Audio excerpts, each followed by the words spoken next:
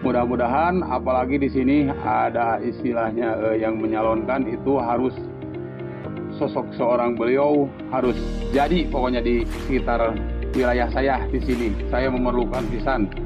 Harapannya kan masyarakat itu lebih ada yang mendengarkan, ada yang berkeliling kepada masyarakat, menyampaikan. Kan tadi saya sangat-sangat bersyukur ada istilahnya salah satu dewan di sini. Saya sangat mendukung sekali, apalagi sosok seorang beliau. Saya tidak mau berbicara janji begitu ya. Tetapi hari ini saya menjadi kepala sekolah SMA swasta. Saya bisa menggratiskan SPP kepada anak, dicalonkan untuk mewakili wilayah 5 di Kabupaten Sukabumi. Mudah-mudahan sesuai dengan harapan masyarakat, saya bisa ditakdirkan oleh Allah untuk bisa menduduki di perwakilan di Dewan Perwakilan Daerah Kabupaten Sukabumi.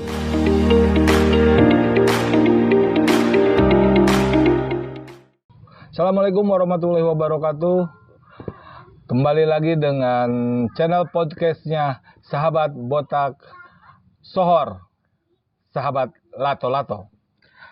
Hari ini saya tepatnya di wilayah Desa Tegalega, Kecamatan Lengkong. Dan saya ditemani satu tokoh pemuda yang ada di Desa Tegalega, dan di sebelah kiri saya adalah calon anggota dewan yang akan masuk ke kontestasi pemilihan di periode 2024 ini. Nah, dalam kunjungan saya kali ini, saya ingin mengajak dua tokoh ini untuk berdiskusi atau berbincang-bincang santai di channel Botak Lato-Lato. Untuk memulai diskusi ini, saya akan perkenalkan di sebelah kanan saya. Silahkan Pak, perkenalkan diri. Dan nanti di sebelah kiri saya silahkan memperkenalkan diri. Oke, nama saya Dedi Perosa. Saya di sini pada intinya kedatangan beliau-beliau sangat bersyukur, banyak berterima kasih kedatangannya para beliau ke sini. Mudah-mudahan apalagi di sini ada istilahnya yang menyalonkan itu harus sosok seorang beliau harus jadi pokoknya di sekitar wilayah saya di sini. Saya memerlukan pisan sosok seorang beliau.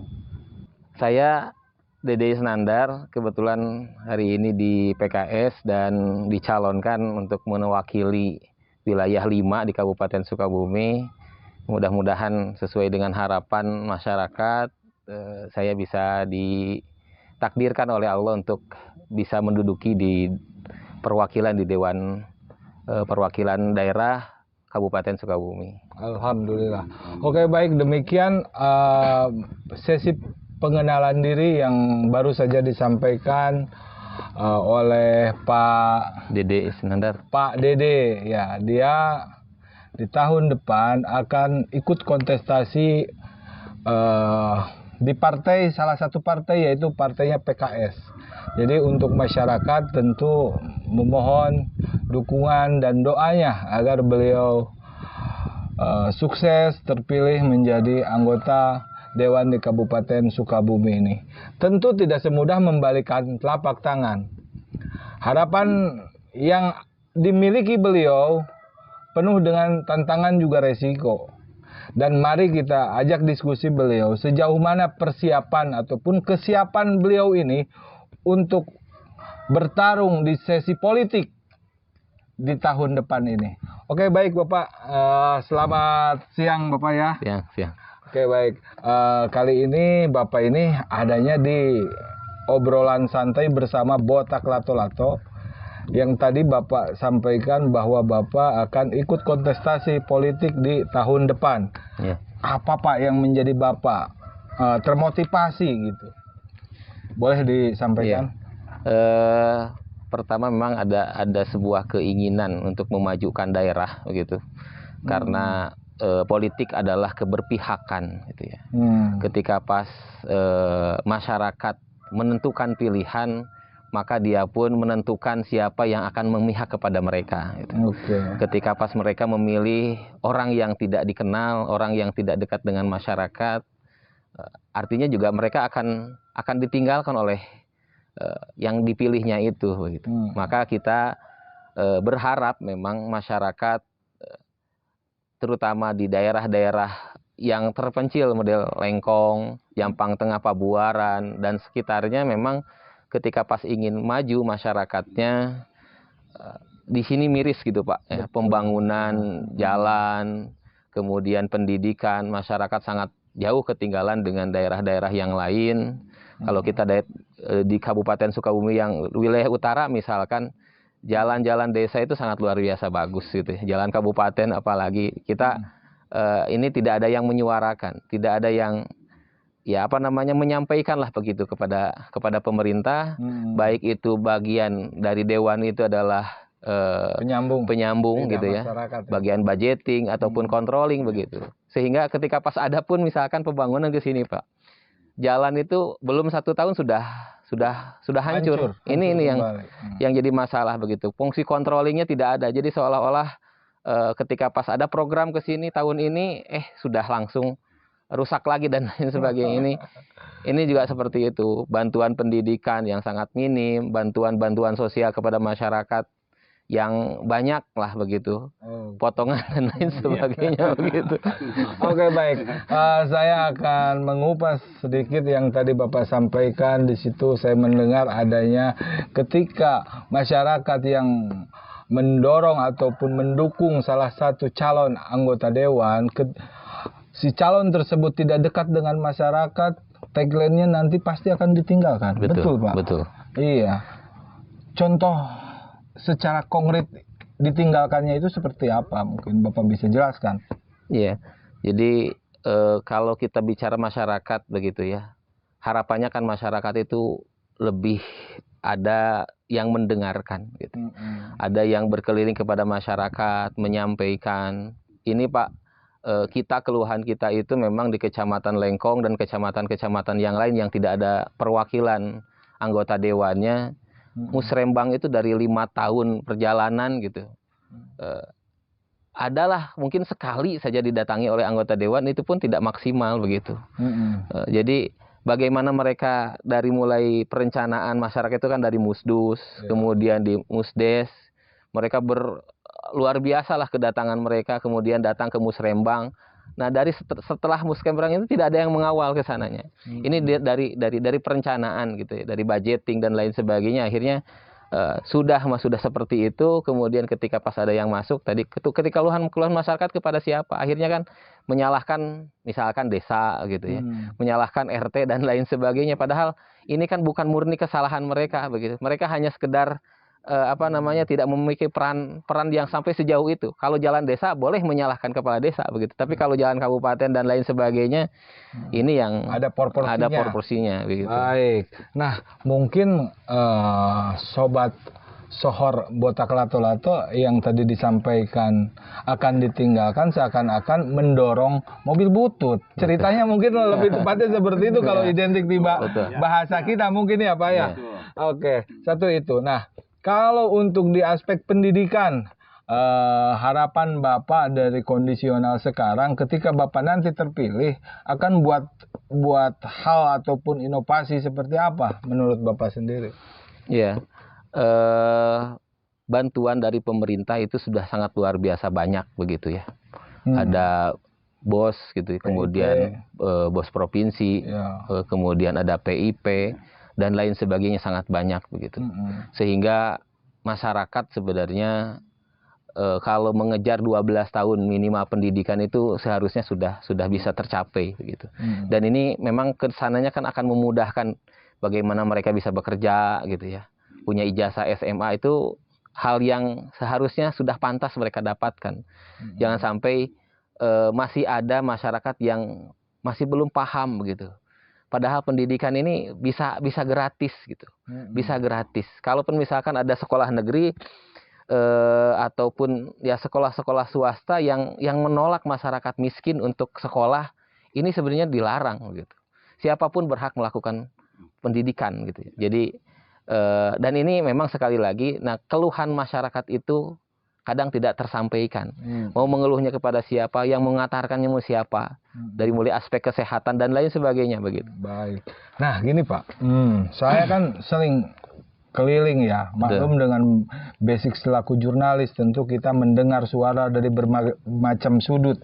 Nah, ketika ada ketimpangan yang terjadi di ranah pendidikan ini, yang banyak seringkali saya dengar itu di persoalan PIP. Adanya pemangkasan, adanya yang misalkan harusnya mendapatkan 3 atau 4 tahun, tapi hanya diberikan 1 kali. Nah, menurut Bapak kiat khusus untuk tidak terjadi hal itu seperti apa? Jika Bapak nanti insya Allah terpilih ya dengan visi dan misi yang Bapak sampaikan ini. Enggak. Pertama memang untuk PIP itu ada yang diajukan oleh pihak sekolah gitu ya. Ada yang memang langsung berdasarkan dia secara kelayakan dia dapat gitu. Ada juga memang aspirasi, terutama yang aspirasi pusat ya mendapatkan itu. Tetapi ketika pas ke lapangan memang ada masyarakat yang tidak paham dengan itu. Kemudian ada timbal jasa karena ini yang mengajukannya siapa begitu. Sehingga pemotongan itu terjadi gitu ya. Kita tidak bisa, saya sih secara pribadi tidak bisa menyalahkan siapa-siapa gitu ya. Karena ya memang ada yang mengusulkan, ketika pas yang mengusulkannya ini pun kadang ada tadi balas jasa dan lain sebagainya. Ya ibarat masyarakat kadang-kadang mengatakan, saya daripada nggak dapat sama sekali mending nggak apa-apa lah dipotong juga. Ya. Nah ini yang kadang-kadang kan yang mau menegornya gitu Pak. Yang mau menegornya ini ya agak susah begitu. Betul. Ya memang gejolak di lapisan masyarakat ini bervariabel. Ada yang banyaknya pro kontra itu masuk ke telinga kami, sehingga kalaupun kita acuannya kepada regulasi, tentu hal itu yang tidak dibenarkan. Betul. Karena yang kami ketahui hal itu mutlak diberikan untuk siswa, untuk pembiayaan siswa, dan tanpa harus adanya pemotongan. Betul. Tapi it's okay, apa yang sudah terjadi dan kondisional seperti itu sulit ya. Kemungkinan ranah itu ada di ranah yang lain, baik itu APH ataupun yang lainnya. Betul. Yang ada korelasinya ke arah sana. Baik sahabat Sohor, di sebelah kanan saya ini adalah tokoh yang mungkin publik sudah mengetahui, beliau ini adalah Pak Deddy Perosa. Ketika mendengar calon anggota dewan yang katakanlah akan berkontestasi nanti, harapan Pak Deddy selaku tokoh untuk di wilayah dapilnya sendiri seperti apa? Ya pada intinya saya di sini, makanya yang diceritakan tadi, saya sangat-sangat bersyukur ada istilahnya salah satu dewan di sini. Saya sangat mendukung sekali, apalagi sosok seorang beliau. Pada intinya di sini banyak penyaluran yang istilahnya tidak terukur dengan istilahnya, maupun masyarakat banyak yang bodoh. Jadi jangan sampailah masyarakat kita jangan sampai bodoh. Kalau di sini misalkannya sosok seorang beliau menjadi, makanya harus jadi saya. Harus jadi, Pak Dewan harus jadi pokoknya Pak. Biar di sini minimal 50% masyarakat nggak bodoh lah. Sekasanya kalau ada istilahnya ini kan, sekasanya ngedobrak ke atasnya juga kan meren. Pada intinya mah kalau ada sosok lain orang mana-mana, gitu kan. Kalau kita minta istilahnya keluar, itu kan udah ini kan udah jelas ini mah di sini. Misalkan jadi kita ada keluhan apa-apa, insya Allah udah pasti lah. Orang beliau udah jelas di sini sekarang mah gitu kan. Untuk saya gitu aja, untuk saya mohon istilahnya doanya kita semua, Pak Dewan ini mencalonkan harus jadi di sekitaran kita. Saya sangat-sangat membutuhkan sosok seorang beliau. Sangat setuju. Baik, setuju. Oke Pak Dede ya. Iya. Jadi dari tokoh saja permintaannya seperti ini, lebih kepada memprioritaskan bagaimana kesenjangan ataupun yang dimaksud itu SDM masyarakat di sini tentu untuk jauh lebih meningkat mungkin daripada hari ini. Apa kiatnya nanti yang akan disajikan kepada masyarakat dengan pertanyaan yang tadi disampaikan? Saya tidak mau berbicara janji begitu ya. Tetapi hari ini saya menjadi kepala sekolah SMA swasta. Saya bisa menggratiskan SPP kepada anak. Saya bisa anak yang masuk itu bebas bangunan, bahkan seragam kita kasih. Alhamdulillah. Karena memang pertama anggaran itu ada begitu ya. Anggaran untuk bos dari pusat dan bos provinsi itu lebih dari 2 juta. Artinya per anak itu sebenarnya sudah bisa mendapatkan terpenuhi begitu. Dan bagi saya, kalau saya hari ini di swasta siswa ada 130 orang. Artinya yang saya bisa memberikan manfaat untuk 130 orang. Tapi ketika pas menjadi anggota dewan begitu, saya bisa menekan, saya bisa mengkontrol begitu sekolah-sekolah begitu ya.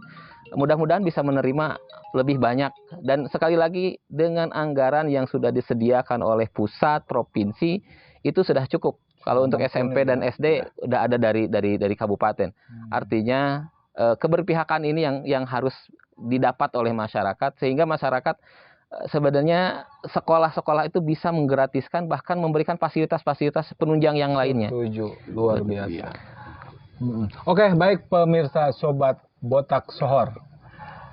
Luar biasa, baru saja beliau menyampaikan semua gagasan yang nanti ke depan ketika dia ini terpilih menjadi seorang anggota dewan yang diusung oleh masyarakat Dapil berapa? Dapil 5. Dapil 5. Dan Allah pun mengabulkan apa yang menjadi niat dan cita-citanya.